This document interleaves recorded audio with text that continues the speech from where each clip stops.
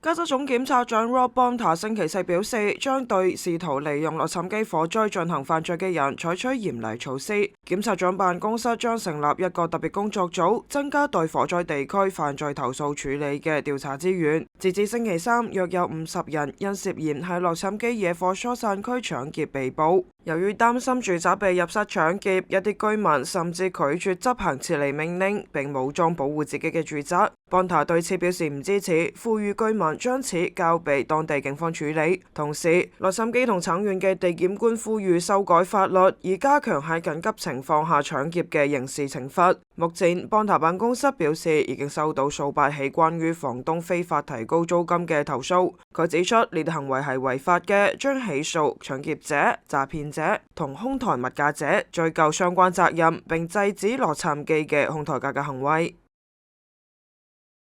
天下衛視記者編輯報道。